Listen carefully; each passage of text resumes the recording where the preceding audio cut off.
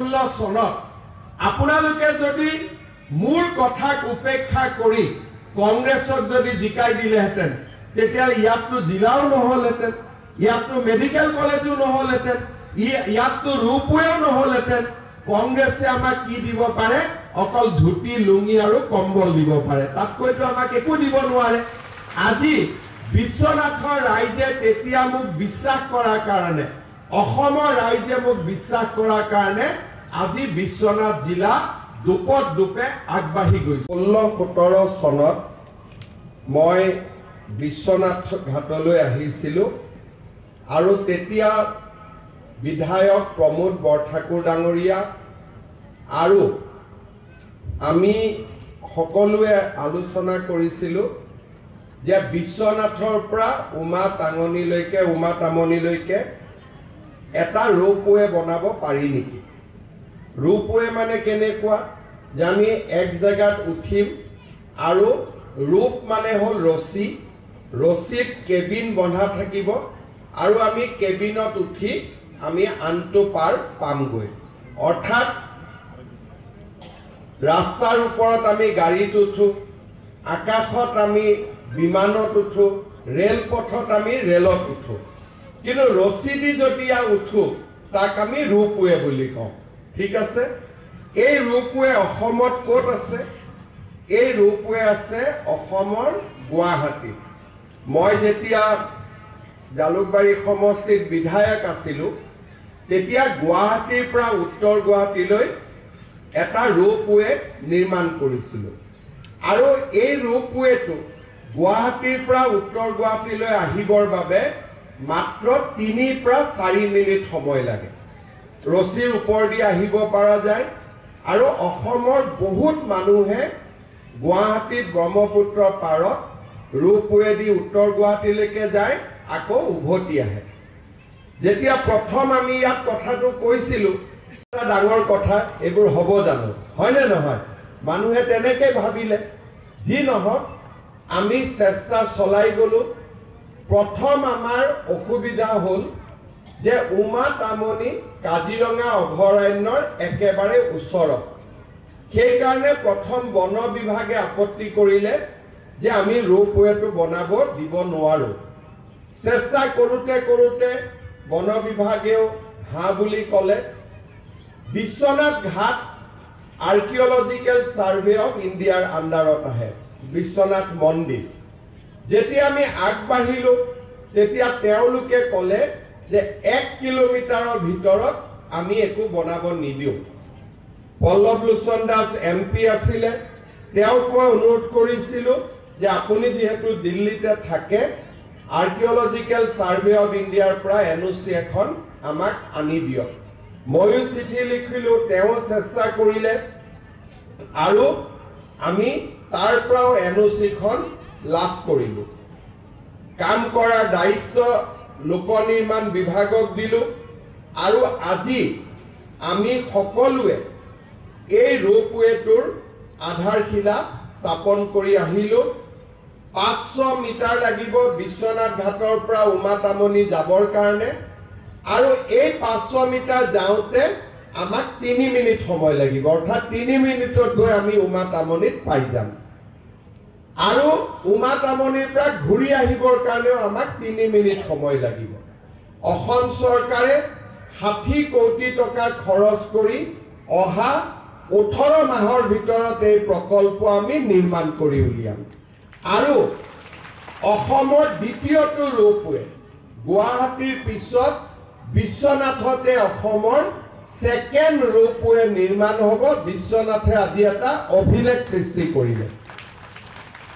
মই এই ৰোপৱেটো নিৰ্মাণৰ বাবে ৰাইজৰ লগতে মই আমাৰ বিশ্বনাথবাসী ৰাইজকো অভিনন্দন জনাইছোঁ। বিশ্বনাথত মই বহুদিনৰ পৰা আহি থাকোঁ। চাৰ্কিট হাউচটোত আমিতো যেনে তেনে থাকি লওঁ, কিন্তু দিল্লীৰ পৰা বা মুম্বাইৰ পৰা কোনোবা যদি বিষয়া আহে চাৰ্কিট হাউচটোত থাকিব দিব নোৱাৰা অৱস্থা আছিল। অসমৰ সন্মান এটাও আহে যে আমি অসমৰ দৰে ৰাজ্য এখনত কোনোবা এজন অতিথি আহিছে, ভাল কৰি থকাৰ জাগা নাই। আমি 2022 চনত ইয়াত এটা বিকাশৰ কৰ্মসূচী বিকাশৰ পষেক আৰম্ভ কৰিছিলোঁ আৰু সেই দিনাখনে 10 ডিচেম্বৰত আমি আধাৰশিলা স্থাপন কৰিছিলোঁ যে বিশ্বনাথত ধুনীয়া আৱৰ্ত ভৱন এটা হ'ব। আজি আমি 12,98,00,000 টকাৰে 18টা ৰুমেৰে সৈতে সাৰ্কিট হাউসটো সুন্দৰ কৰি নিৰ্মাণ কৰি উলিয়াইছো। মই এতিয়ালৈকে দেখা নাই, টিভিতে দেখিলো, কিন্তু অলপ পিছত গৈ চাম। সকলোৱে কৈছে খুব ধুনীয়া হৈছে বুলি। বিশ্বনাথ জিলাৰ সন্মান আৰু বৃদ্ধি পালে। আমাৰ জিলা পৰিষদৰ নতুন কাৰ্যালয় হ'ল। ইয়াতে আমাৰ জনজাতীয় হোষ্টেল এটা নিৰ্মাণ হ'ল আৰু এটা নতুন কাম আমাৰ বিশ্বনাথত আজি আমি আৰম্ভ কৰিলো। সেইটো হ'ল অটোমেটিক টেষ্টিং ষ্টেচন। বিদেশৰ পৰা বিনিয়োগ আহিছে। 17 কোটি টকা ব্যয় কৰি আমি এটা অটোমেটিক টেষ্টিং ষ্টেচন বনাইছো গাড়ী যান বাহনৰ কাৰণে। আমাৰ ৰাস্তাত যে ট্ৰাকবিলাক চলে, বাছবিলাক চলে, তেওঁলোকে 8 বছৰৰ ভিতৰত দুবাৰ কৰি মেডিকেল চেকআপ কৰিব লাগে। যেনেকে মানুহৰ মেডিকেল চেকআপ হয়, গাড়ীৰো মেডিকেল চেকআপ হয়। আগতে মেডিকেল চেকআপ গাড়ীৰ কোনে কৰিছিল? দ্বিতীয় অফিচত যায়, অলপ চলপ চাই আৰু গাড়ীখন ভালে আছে বুলি কৈ দিয়ে। কেতিয়াবা তাৰ কাৰণে গাড়ী ডাঙৰ এক্সিডেণ্টটো হয়। এতিয়া আমি বিশ্বনাথ জিলাত এটা অটোমেটিক টেষ্টিং ষ্টেচন বনাইছো। আমি আৰু এটা নতুন কাম কৰিছো। আমাৰ ডেকা ল'ৰাসকলে লাইসেন্স বিচাৰি দ্বিতীয় অফিচত যাব লাগে। লাৰ্নাৰ লাইসেন্সটো কম্পিউটাৰত হয়, কিন্তু মেইন লাইসেন্সখন ল'বৰ কাৰণে দ্বিতীয় অফিচত যাব লাগে।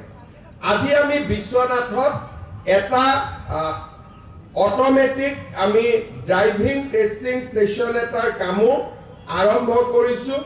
ল'ৰা ছোৱালীয়ে ইয়াতে গাড়ী শিকিব পাৰিব আৰু গাড়ীৰ লাইসেন্সখনো শিকাৰ লগে লগে নিজে নিজে লৈ ল'ব পাৰিব। তেওঁ আৰু দ্বিতীয় অফিচত যাব নালাগে। মই আজি আমাৰ অফিচাৰসকলক পৰামৰ্শ দিছো যে আমাৰ ল'ৰা ছোৱালীয়ে যেতিয়া গাড়ী শিকিব আহে, তেতিয়া আমি যদি ল'ৰা ছোৱালীক হিন্দী আৰু ইংৰাজীও অলপ শিকাই দিব পাৰো, এই ল'ৰা ছোৱালীকে আমি বিদেশতো ড্ৰাইভাৰৰ কামৰ কাৰণে পঠাব পাৰিম। অসমত ড্ৰাইভাৰ কাম কৰিলে 6,000 টকা দৰমহা পায়, বিদেশত ড্ৰাইভাৰৰ কাম কৰিলে মাহত 1.5 লাখ টকা দৰমহা পায়। 1.5 লাখ টকা দৰমহা পায়, অফিচাৰতকৈ ভালকৈ দৰমহা পায়। মই অলপতে জাপানত গৈছিলো। জাপানৰ চৰকাৰে মোক কৈছিলে যে আপোনালোকে যদি অসমৰ ড্ৰাইভাৰসকলক জাপানিজ লেংগুৱেজ শিকাই দিয়ে, তেতিয়াহ'লে আমি 50,000 অসমৰ ল'ৰা ছোৱালীক জাপানত 5 বছৰৰ ভিতৰত লৈ আহিম আৰু প্ৰতিজনে 1.5 লাখ 2 লাখ টকাকৈ দৰমহা পাব। ইমান ডাঙৰ সুবিধা আমাৰ সন্মুখত আছে, কিন্তু জাপানিজ লেংগুৱেজ শিকোৱাত ইয়াত দিগদাৰী হ'ব। কিন্তু ইংৰাজী আৰু যদি হিন্দীও শিকাওঁ, দিল্লীতো এজন ড্ৰাইভাৰৰ দৰমহা 25,000 টকা, কিন্তু গুৱাহাটীত আমি 6,000 7,000 টকা আমি দৰমহা দিওঁ। ইয়াত হয়তো আৰু কম। আৰু যদি তেওঁলোকক জাপান আদিত পঠাব পাৰো, তেতিয়াহ'লেতো বহুত দৰমহা হ'ব। কিন্তু আমি বিশ্বনাথত যি ড্ৰাইভাৰ শিকাম, তাত যিসকল ডেকা ল'ৰা ইচ্ছুক থাকিব, তাত অলপ আমি ইংৰাজী আৰু হিন্দীৰ জ্ঞানো আমি শিকাবৰ বাবে যত্ন কৰিম। তাক কয় ড্ৰাইভিং ট্ৰেইনিং, লগতে সফট স্কিল, অৰ্থাৎ আমি কেনেকৈ আচাৰ ব্যৱহাৰ কৰিব লাগে তাৰ ওপৰতো আমি শিকাম, যাতে আমাৰ ল'ৰা ছোৱালীৰ কেতিয়াও কোনো ৰাজহুৱা কাম নহ'লহেঁতেন। আজি আমি সকলো নিৰাপদে আছো। কাৰো মানুহৰ মনত ভয় নাই, কোনো মানুহৰ মনত এতিয়া চিন্তা নাই যে অসমত আমি সংখ্যালঘিষ্ঠ হ'ম নেকি, বিশ্বনাথত আমি সংখ্যালঘিষ্ঠ হ'ম নেকি। সবকে যিমান পাৰি মেচিনত নট বলটো 5 বছৰত ইমান টাইট কৰি দিছো যে এতিয়া আৰু আমাক অসমীয়া মানুহক ৰঙা চকুৰে চাব আৰু কোনেও খা নকৰে। আমি ইমানবিলাক কাম আজি আগুৱাই লৈ গৈছো। তাৰ লগত আমি দৰিদ্ৰ আৰু মধ্যবিত্ত মানুহক কিমান সহায় কৰিছো। অসমত আগতে কোনেও কল্পনাই কৰিব নোৱাৰে যে 10 তাৰিখ হ'ব একাউণ্টত পুতুল কৰি অৰুণোদয় সোমাব। এইবিলাক কথা চিন্তা কৰিব পৰা নাছিল। 2019 চনত 18 লাখ মানুহ হওক, 2021-22ত 26 লাখ মানুহ হওক, আৰু এইবাৰ আমি 40 লাখ পৰিয়ালক আমি অৰুণোদয় আঁচনি দিম। অলপ চলপ মই প্ৰমোদ বৰঠাকুৰ ডাঙৰীয়াক কৈছো যে আপুনি যিমান সিলেক্ট কৰিলে যদি বিশ্বনাথৰ দুখীয়া মানুহ কোনোবা বাদ পৰি গৈছে 3000 মোৰ পৰা আৰু লৈ ল'ব, যাতে সকলো দুখীয়া মানুহকে আমি অৰুণোদয় আঁচনি দিব পাৰো। আজি আমাৰ বহুত মানুহৰ হাতত ৰেচন কাৰ্ড নাছিলে, আমি এটা মানুহক ৰেচন কাৰ্ড দিলো। সেপ্টেম্বৰ অক্টোবৰ মাহত মই আৰু অলপ ৰেচন কাৰ্ড দিম, কাৰণ আজিকালি ৰেচন কাৰ্ডৰ ডিমাণ্ডো বাঢ়ি গৈছে। আগতে ৰেচন কাৰ্ডত আমি চাউল পাইছিলো, এতিয়া আমি ৰেচন কাৰ্ডত চাউলৰ লগত আমি 5 লাখ টকালৈকে মেডিকেল ট্ৰিটমেন্ট কৰিব পাৰো। এই বছৰ অসমত দুখীয়া মানুহৰ মেডিকেল ট্ৰিটমেন্টৰ খৰচৰ কাৰণে চৰকাৰে 1000 কোটি টকা হস্পিটালত বিল দিছে। আপোনালোকে চিন্তা কৰক, আপোনালোকে গৈছে কাৰ্ডখন দেখুৱাইছে, ট্ৰিটমেন্ট কৰিছে, কিন্তু কোনবাইতো টকাটো দিব লাগিব। চৰকাৰে আপোনালোকৰ হৈ 1000 কোটি টকা এই আজি তাৰিখলৈকে এই বছৰত আমি হস্পিটাল আৰু নাৰ্ছিং হোমত বিল জমা দিছো, মেডিকেল ট্ৰিটমেন্টৰ সুবিধা পালো। এতিয়া আমি কি কৰিব খুজিছো, চাউলৰ লগতে এইবাৰ আমি চিন্তা কৰিছো যে ৰেচন কাৰ্ডত আমি ৰাইজক কম দামত দালি দিম, কম দামত চেনি দিম, আৰু কম দামত নিমখ দিম। কিমান টকা কম দামত দিম? যদি বজাৰত দালিৰ দাম 100 টকা হয়, মই আপোনালোকক 1 কেজি দালি ৰেচন কাৰ্ডত 75 টকাত দি দিম। তাৰমানে 25 টকা বজাৰতকৈ কম দামত দিম। আৰু চেনি যদি দোকানত যদি চেনিৰ দাম 50 টকা হয়, মই আপোনালোকক 1 কেজি চেনি 25 টকা দামত দি দিম। অৰ্থাৎ চাউল বিনামূলীয়া, দালিৰ দাম 25 টকা কম, নিমখৰ দাম 10 টকা কম, আৰু চেনিৰ দাম 25 টকা কম। তাৰমানে ঘৰত অৰুণোদয় আহিলে, ঘৰত বিনামূলীয়াকৈ চাউল আহিলে, আৰু কম দামত আমি দালিও পালো, চেনিও পালো, আৰু লগত আমি নিমখো পালো। তাৰ লগত আকৌ আমি কি কৰিব খুজিছো, 1 এপ্ৰিলৰ পৰা ইলেক্ট্ৰিচিটিৰ খৰচো আমি প্ৰতি ইউনিটত 1 টকা কৰি দাম আমি কমাই দিম। অৰ্থাৎ মে মাহত আপোনালোকৰ যি বিল আহিব তাত 1 টকা কম দামত আহিব। আৰু ভগৱানে যদি আমাক ভালে কুশলে ৰাখে, নৱেম্বৰ ডিচেম্বৰ মাহত ইলেক্ট্ৰিচিটিৰ দাম আৰু 1 টকা আমি কমাই দিম। তাৰমানে এই বছৰতে 2 টকাকৈ প্ৰতি ইউনিটত দাম কমি যাব। যোনে 100 ইউনিট বিজুলীৰ খৰচ কৰে তাৰ 200 টকা প্ৰত্যেক মাহত বাচিব। এতিয়া 100 টকা, নৱেম্বৰত আৰু 100 টকা। তাৰ লগত আমি কি কৰিব খুজিছো, আমি যি প্ৰত্যেক ৰাইজৰ পৰা ধান কিনো, সৰিয়হ কিনো, এতিয়ালৈকে আমি যোৱা কালিলৈকে আজিলৈকে প্ৰতি কুইণ্টলত আমি 2300 টকা ধান কিনি আছো। আমাৰ চৰকাৰ অহাৰ আগতে মহাজনে 600 টকাত ধান কিনিছিল। এতিয়া আমি 2300 টকা ধানৰ দাম দি আছো। অহা কালিৰ পৰা ধান 1 কুইণ্টল ধানৰ দাম আমি 2550 টকা দিম। অৰ্থাৎ 250 টকা অহা কালিৰ পৰা আমি ধানৰ দাম বঢ়াই দিম, আৰু সৰিয়হৰ দাম আমি 500 টকা বঢ়াই দিম। অৰ্থাৎ এতিয়া মানুহে ঘৰত বহি থাকিব নালাগে, কাম কাজ কৰিব লাগে, খেতি পথাৰত যাব লাগে।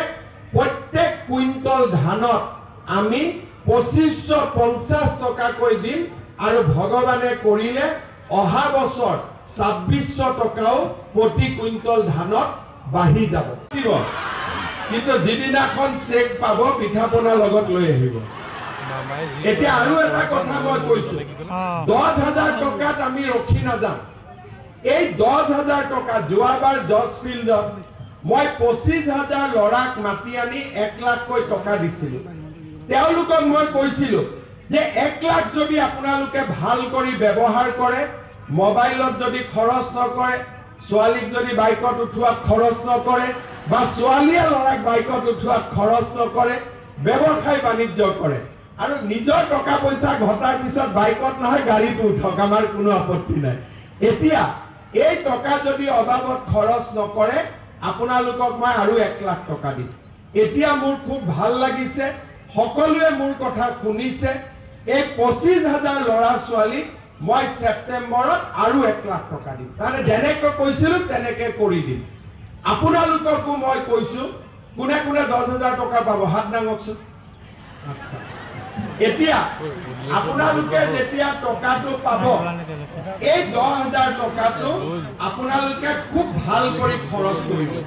কোনোবাই খালৰ কামত, কোনোবাই পিঠা পনা, কোনোবাই আন ব্যৱসায়, একো নহলেও হাজবেণ্ডৰ যদি দোকান আছে তাতে হলেও 10,000 টকাটো দিয়ক। আৰু যোনে 10,000 টকাটো ভাল কৰি খৰচ কৰিব, অহা বছৰ আপোনালোকে যদি মোক আকৌ এবাৰ মুখ্যমন্ত্ৰী পাতে 25,000 টকাকৈ আপোনালোকে পাব। ঠিক আছে, হ'বনে নাই? গতিকে আৰু তাৰ পিছৰ বছৰ আপোনালোকক 50,000 টকা দিম, অৰ্থাৎ লাখপতি বনাইহে দিম। চিধা কথা, লাখপতি বনাইহে দিম। এইটোৱে হ'ল আমাৰ উদ্দেশ্য। আপোনালোক সকলোৱে আশীৰ্বাদ কৰিব আৰু আপোনালোকৰ আশীৰ্বাদত আমি এনেকৈ সদায় ৰাইজৰ লগত থাকি, ৰাইজৰ হৈ কাম কৰি আমি আগুৱাই যাম আৰু আপোনালোকে আশীৰ্বাদ কৰি থাকিব। বিশ্বনাথ জিলাৰ বাবে মোৰ আৰু বহুত পৰিকল্পনা আছে। এবাৰতে ক'লে মানুহেও সন্দেহ কৰে, মানুহে ভাবে ইমান কথা কৈছে সঁচানে নাই। গতিকে এবাৰত এটাকৈ কৈছো, অহাবাৰ আহিলে আৰু নতুন কথা কম। বহুত বহুত ধন্যবাদ।